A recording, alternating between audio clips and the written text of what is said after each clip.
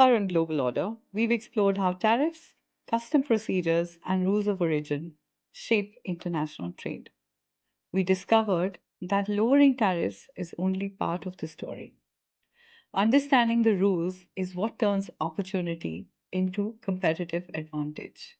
But today, we're asking a much bigger question. What if the future of trade isn't about goods at all? What if the most valuable exports between India and UK no longer travel in containers, but through ideas, expertise, technology, and talent? I'm Lakshmi Kaul, and this is Global Order. For centuries, international trade has meant ships carrying tea, cotton, steel, machinery, and manufactured goods. Those products still matter, but today's global economy looks very different. Some of the world's most valuable companies don't export physical products.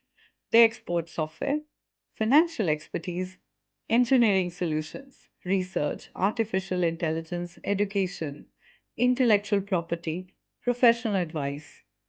Increasingly, value is being created not by what we manufacture, but by what we know. And that's exactly why one of the most significant parts of CETA isn't about goods, it's about services. Services already account for a significant share of economic output in both the UK and India. Britain is recognized globally for financial services, legal expertise, higher education, life sciences, consulting, and the creative industries.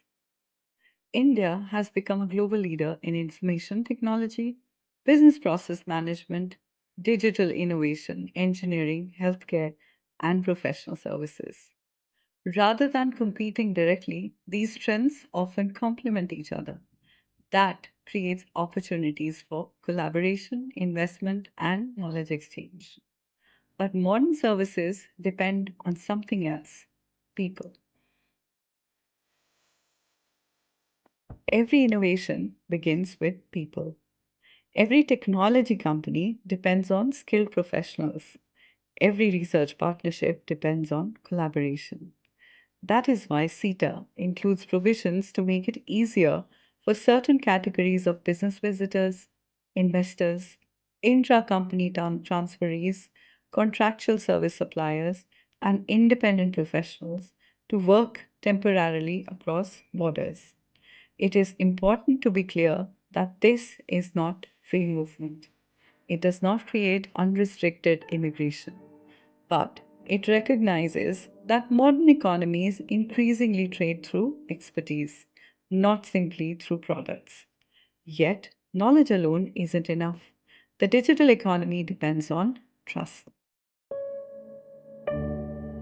Every online payment, every cloud platform, every digital contract, and every cross border technology service, they depend on one thing: digital trade.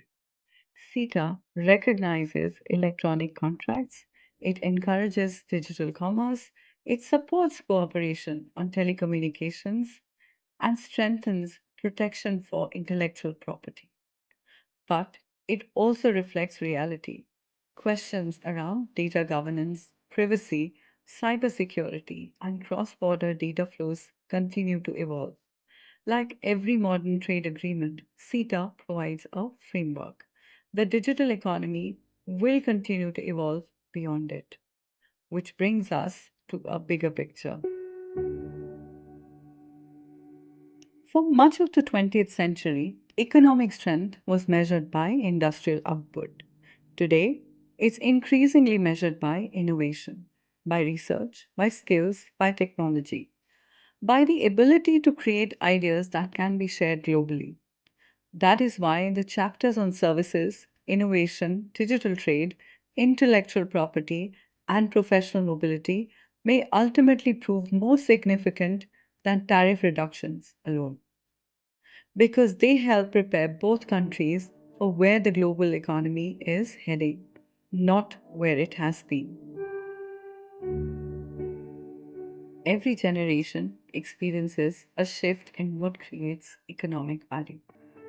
For previous generations, it was natural resources, then manufacturing. Today, knowledge is becoming one of the world's most valuable commodities. And perhaps that's the real story behind CETA. Not simply making it easier to trade what we produce, but creating new opportunities to share what we know.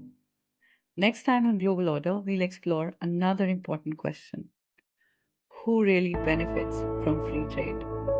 Governments, businesses, workers, or consumers? I'm Lakshmi Kaul, and this is Global Order. Thank you for listening.